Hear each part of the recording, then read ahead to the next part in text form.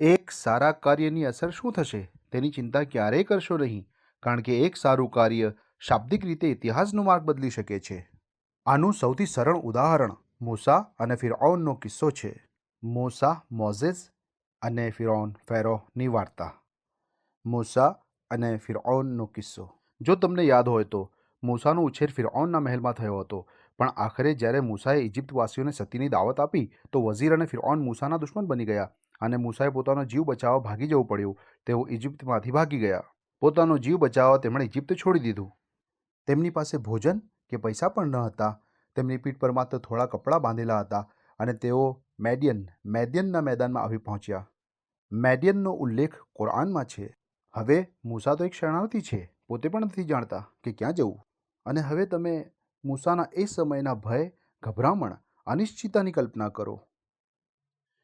કુરાનમાં જણાવ્યા પ્રમાણે જ્યારે તેઓ ખીણમાં પહોંચ્યા ત્યારે ત્યાં તેમણે એક કૂવો જોયો, જેની ચારે બાજુ ભરવાડો હતા, જે પોતપોતાના ઘેટાને પાણી પીવડાવવા માટે એકબીજા જોડે ધક્કામુક્કી કરી રહ્યા હતા અને ઝઘડો કરી રહ્યા હતા. કુરાન કહે છે ત્યાં બે સ્ત્રીઓ કુરાન કહે છે ને એક બાજુ પર લઈને ઊભી હતી.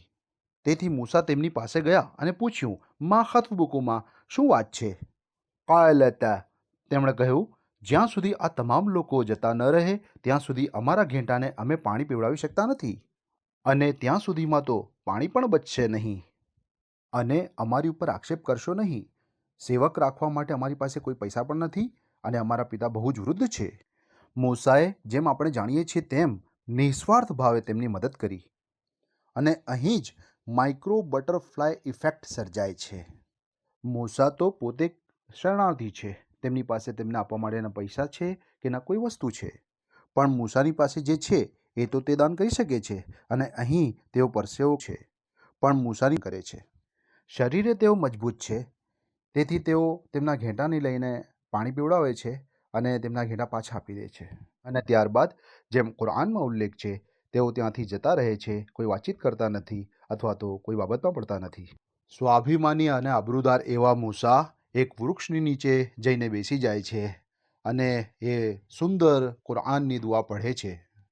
આશા રાખું છું તમે પણ એને યાદ કરીને પઢશો. قال رب إني أنزلت إلي من خير فقير. ઓ મારા અલ્લાહ, હું તો એક ભિખારી છું, તું મને જે આપશે તે હું લઈ લઈશ. હું એક ફકીર છું, એક ભિખારી છું, તું મને જે આપશે હું પ્રેમથી લઈ લઈશ. અહીં શું થયું?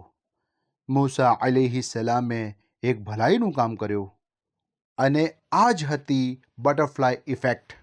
તેમણે ઘેટા બકરાને પાણી પીવડાવ્યું, અને આ એક નેકીનું કાર્ય હતું. અથવા તમે એમ કહી શકો કે મદદની જરૂર હતી તેવી બે સ્ત્રીઓની તેમણે મદદ કરી.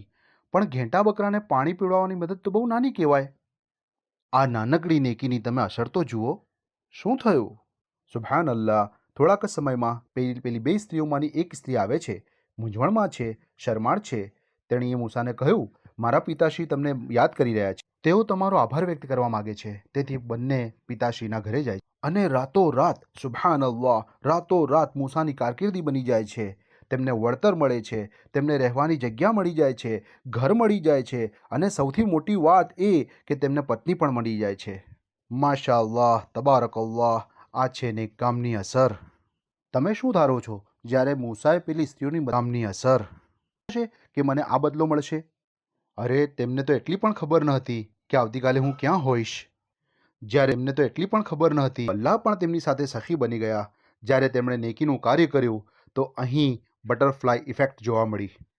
અને આ સારા કાર્ય બાદના પરિણામો વિશે સહેજે એમને ખ્યાલ ન હતો. પણ સુબહાન અલ્લાહ, રહસ્યો ખુલી જાય છે.